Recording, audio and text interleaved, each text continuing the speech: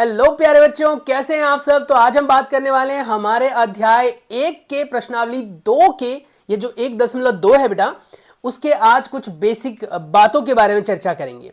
आज हम डिस्कस करने वाले हैं पूर्णांकों का गुणन। लास्ट वीडियो के अंदर मैंने आप लोगों को एक्सरसाइज 1.1 यानी 1.1 प्रश्नावली के बारे में चर्चा करके बताया था। आज हम बात करने वाले बेटा हमारे प्रश्नावली के कुछ महत्वपूर्ण बातों के बारे में, जो कि 1.2 प्रश्नावली से है, जिसका टाइटल है पूर्णांकों का गुणन। लास्ट वीडियो के अंदर हम पूर्णांकों के योग और पूर्णांकों के घटाव के बारे में यानी व्यवकलन के बारे में चर्चा किए थे हम। आज हम बात करेंगे बेटा पूर्णांकों के गुणन के बारे में। पहले तो ये समझेंगे कि गुणन होता क्या है, फिर ये जानेंगे कि पूर्णांकों के गुणन के नियम क्या है। इन सभी को डिस्कस करते हुए हम बहुत सारी बातों को आज समझेंगे, सीखेंगे, जानेंगे, और तब हम प्रश्नावली के प्रश्नों को आसानी से हल कर पाएंगे। तो चलिए रुक करते हैं हमारे इस बेसिक टर्म की तरफ। हमारे पास जो टर्म है बेटा वो है पूर्णांकों का गुणन। सबसे पहली बात तो समझने की यह है कि गुणन होता क्या है। अगर मान लो बेटा मैं 2 को 2 बार जोड़ूं तो उत्तर में क्या मिलता है, 4। क्या हम इसको 2 गुणा 2 करके 4 नहीं कर सकते? बिल्कुल कर सकते हैं। अच्छा जी, 2 को अगर मैं 3 बार जोड़ूं तो मुझे मिलता है 6।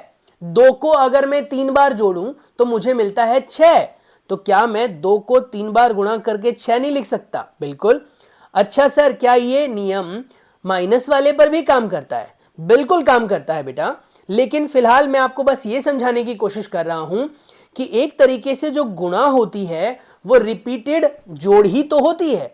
यानी कि अगर किसी चीज से मल्टीप्लाई किया गया है तो इसका क्या मतलब है, 2 को 3 से गुणा करने का मतलब है कि 2 को 3 बार जोड़ा गया है। या फिर यूं भी तो कहा जा सकता है कि 3 को 2 से गुणा करने का मतलब है कि 3 को 2 बार जोड़ा गया है, तब भी तो उत्तर वही मिलेगा। तो इसका मतलब यह हो गया कि गुणा का अर्थ होता है किसी भी चीज को बार बार जोड़ना। अगर 2 बार जोड़ा तो 2 गुणा 2 लिख दिया, 3 बार जोड़ा तो 2 गुणा 3 लिख दिया, अगर 4 बार जोड़ते 2 गुणा 4 लिख देते। सिंपल सी बात है। तो गुणन का अर्थ उम्मीद करता हूं कि आपको समझ में आ गया है ना। गुणन का मतलब क्या होता है बेटा, रिपीटेड एडिशन, यानी बार बार योग करना, बार बार योग करना, योग करना यानी कि जोड़ना। यानी किसी भी संख्या को जब हम बार बार जोड़ते हैं तो उसे हम क्या कहते हैं बेटा, उसे हम कहते हैं गुणन। गुणन मतलब गुणा करना। अब अगर मान लीजिए 2 संख्याएं हम ऐसी लेकर गुणा करें जिसमें से एक संख्या धनात्मक है और एक संख्या ऋणात्मक बेटा, तो उत्तर में हमेशा आपको ऋणात्मक संख्या ही मिलेगी, चाहे कोई भी संख्या कितनी भी बड़ी हो, कोई भी संख्या कितनी भी छोटी हो। इररिस्पेक्टिव देयर कह सकते हो वैल्यू, उसकी वैल्यू के इररिस्पेक्टिव, चाहे वो बड़ी है या छोटी है, उससे कोई फर्क नहीं पड़ता। आपको 2 संख्याएं अगर ऐसी गुणा की गई जिनमें से एक आपकी ऋणात्मक है तो आपको उत्तर में बेटा ऋणात्मक ही मिलेगा। यानी धनात्मक और ऋणात्मक संख्याओं का गुणनफल ऋणात्मक देगा। ऋणात्मक और धनात्मक संख्या का भी आपको उत्तर ऋणात्मक ही मिलेगा। 2 संख्याएं अगर धनात्मक हैं तभी जाकर आपको या तो धनात्मक मिलेगा, या फिर बेटा 2 ऋणात्मक है तभी भी आपको धनात्मक ही मिलेगा। यानी कि अगर हम गौर से देखें तो यह बिल्कुल वही नियम लागू होता है, जमा घटा घटा, घटा जमा घटा, घटा और घटा घटा जमा, और बेटा जमा जमा जमा। अब इसमें जो उत्तर का चिन्ह आता है ना, ध्यान से सुनना जो बोल रहा हूं, इसमें जो उत्तर का चिन्ह आता है बेटा उसका संख्या से कोई लेना देना नहीं है। संख्या कितनी बड़ी है कितनी छोटी है उसका बस आपको ऋणात्मक और धनात्मक से लेना देना है। तो ये चीज ध्यान रखनी है, ठीक है। गुणन का मतलब भी समझ में आ गया। पूर्णांकों को गुणा करते वक्त जो हमारा जो उत्तर आता है उसका चिन्ह कैसा होगा वो भी समझ में आ गया। अब हम बात करेंगे बेटा गुणन की, किसके बारे में, क्रम विनिमयता के बारे में। यानी कि हमारा जो टॉपिक रहने वाला है वो रहने वाला है गुणन की क्रम विनिमयता। हमने जो अभी टॉपिक डिस्कस किया बेटा वो ये था कि धनात्मक पूर्णांकों को गुणा किया जाए धनात्मक से तो क्या होगा, धनात्मक को ऋणात्मक से गुणा किया जाए तो क्या होगा। इन सब के बारे में यही चर्चा की हुई है। बाकी अभी हम प्रैक्टिस करेंगे तब आपको ज्यादा चीजें क्लियर होती चली जाएंगी, ठीक है। 2 धनात्मक को मल्टीप्लाई करेंगे तो क्या होगा, 2 ऋणात्मक को मल्टीप्लाई करेंगे तो क्या होगा, एक धनात्मक एक ऋणात्मक होगा तो क्या होगा, इन सभी के बारे में यही चर्चा की गई है। अब यहां पर कह रहा है गुणन के अंतर्गत हम क्रम विनिमयता को पढ़ेंगे और संवृत्त नियम के बारे में भी बात करेंगे। गुणन के अंतर्गत बेटा संवृत्त का नियम हमेशा लागू होता है, संवृत्त हमेशा रहते हैं। अगर आपसे बोला जाए संवृत्त क्या होता है, तो संवृत्त का नियम यह कहता है कि अगर a अपने आप में पूर्णांक है और b भी पूर्णांक है तो इससे मिलने वाला जो उत्तर होगा ना, जिसे आप a और b का मल्टीप्लिकेशन कहेंगे, वो अपने आप में संवृत्त होगा। संवृत्त मतलब समझ में आ रहा है, यानी कि वो भी अपने आप में पूर्णांक होगा। ये संवृत्त का नियम कहता है। यानी कि अगर दो संख्याएं पूर्णांक ले ली जाएं और उनको आपस में गुणा किया जाए बेटा, तो उसका उत्तर भी पूर्णांक मिलेगा। ये संवृत्त का नियम कहता है। वहीं पर क्रम विनिमयता का नियम क्या कहता है? क्रम विनिमयता का नियम कहता है कि अगर a को b से गुणा किया जाए, ठीक है, और b को a से गुणा किया जाए, तो उत्तर में कोई फर्क नहीं पड़ेगा, चाहे a और b किसी भी प्रकार के पूर्णांक हो। जैसे मान लीजिए मैं कहता हूं 3 को हम 2 से गुणा करें, 6 आता है, और अगर मैं 2 को 3 से करूं तो भी 6 आता है। अब तो मैंने दोनों के दोनों क्या लिए? दोनों के दोनों बेटा धनात्मक पूर्णांक लिए। अच्छा, एक ऋणात्मक ले लेते हैं। -3 को बेटा 4 से गुणा करूं, या फिर ध्यान से सुनना, 4 को मैं गुणा करूं -3 से, उत्तर में तो आपको 12 ही मिलेगा माइनस का, है ना। तो कोई उत्तर में फर्क नहीं आया। तो इस तरीके से आप कह सकते हो कि गुणन जो है वो क्रम विनिमयता का नियम भी दिखाती है, गुणन जो है संवृत्त का नियम भी दिखाती है। ठीक है, और भी उदाहरण ले सकते हो। जैसे मान लीजिए मैंने दोनों ही संख्या ऋणात्मक ले लिए और गुणा कर लिया, -4 और -3 ले लिया। आपको भी पता है 4 तिया 12 तो ठीक है, पर माइनस माइनस प्लस होता है ना। चिन्ह आपको किसका लगाना है? प्लस का लगाना है। सर कैसे पता चला? अभी तो हमने पढ़ा था कि घटा घटा जमा होता है ना। अब यहां पर आप इसको -3 को गुणा करके अगर निकालते -4 से, तो भी तो उत्तर वही रहता, कोई फर्क थोड़ी ना आता। तो यहां से यही चीजें क्लियर होती है कि क्रम विनिमयता का नियम ये लागू करता है। अब आता है शून्य से गुणन। किसी भी संख्या को, कोई भी संख्या है बेटा, संख्या चाहे ऋणात्मक है चाहे धनात्मक, उसको अगर आप शून्य से गुणा करेंगे तो उत्तर में हमेशा शून्य ही मिलेगा। अगर मान लीजिए a को हमने 0 से गुणा किया तो बेटा 0 ही मिलेगा, चाहे वो a ऋणात्मक हो तो भी आपको 0 ही मिलेगा। तो ये चीज याद रखें, किसी भी संख्या से गुणा करने पर आपका उत्तर बेटा हमेशा क्या मिलेगा? हमेशा कैसा मिलेगा? बताओ बताओ, 0 ही मिलेगा। और 0 ना तो धनात्मक होता है और ना ही ऋणात्मक होता है। ये बात याद रखनी है। ठीक है, क्लियर है यहां तक?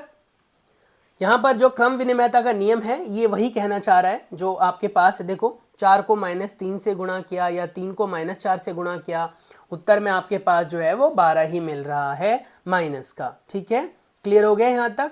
तो a गुणा b जो है बेटा वो किसके बराबर आएगा? a गुणा b बराबर होगा b गुणा a के।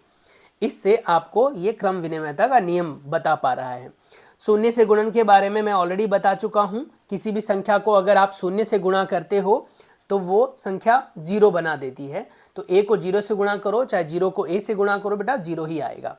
अब आता है गुणात्मक तत्समक। गुणात्मक तत्समक क्या होता है? आप सभी को पता है, पिछले क्लास के अंदर हमने योगात्मक तत्समक की बात की थी।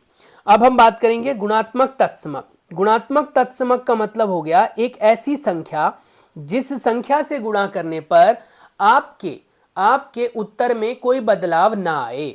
जैसे अगर मैं मोटा मोटा आपको आइडिया दूं तो योगात्मक तत्समक 0 होता है, क्योंकि किसी भी संख्या में 0 जोड़ने पर कोई फर्क नहीं पड़ता। ऐसे ही गुणात्मक तत्समक बेटा 1 होता है, क्योंकि अगर आप किसी भी संख्या को 1 से गुणा करो तो वो संख्या नहीं बदलती बेटा।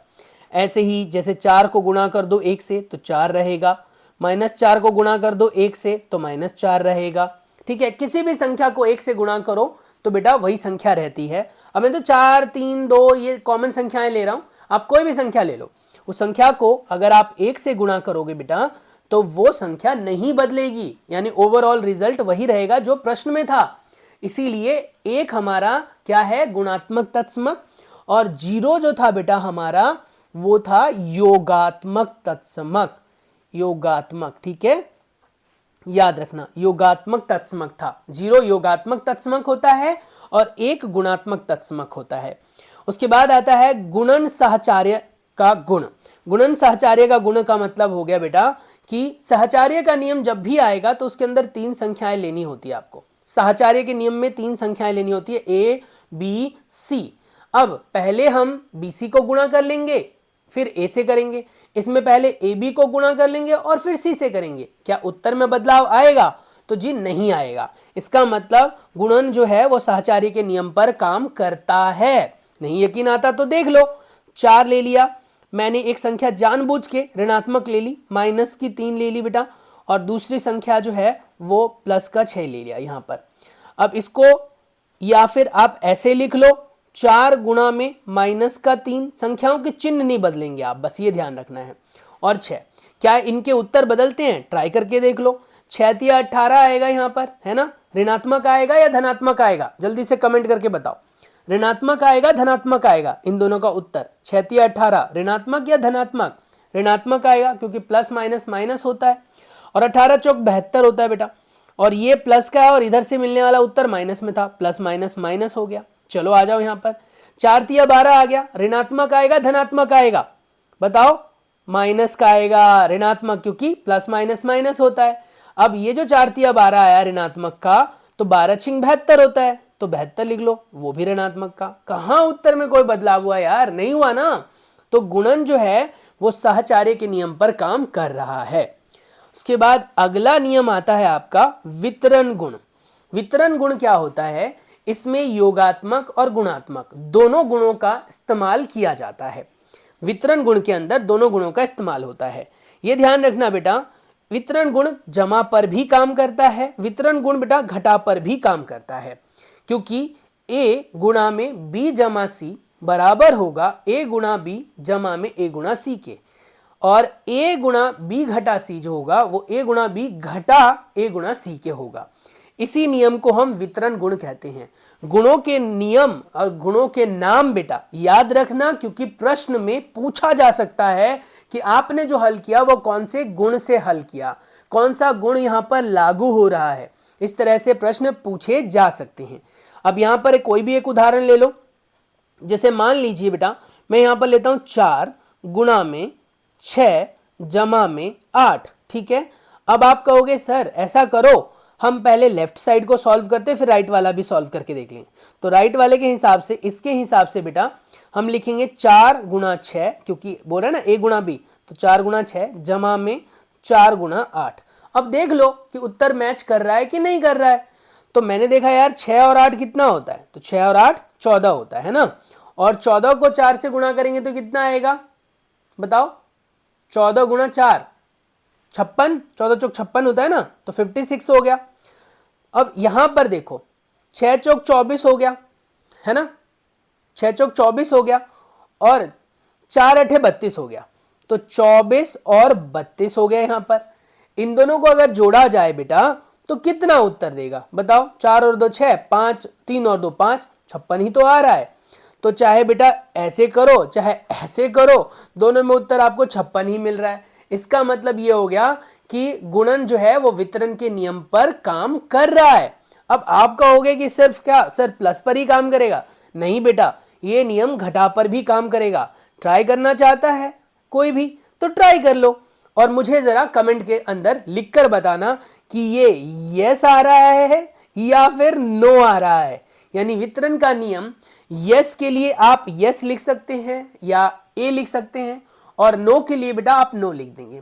इस हिसाब से बेटा हमारा ये गुणन का नियम जो साहचर्य का है, वितरण का है, ये सभी हमने डिस्कस कर लिया। और इन नियमों को पढ़ने के बाद हमें यह पता लग गया कि एक्सरसाइज 1.2 के अंदर हमें करना क्या है।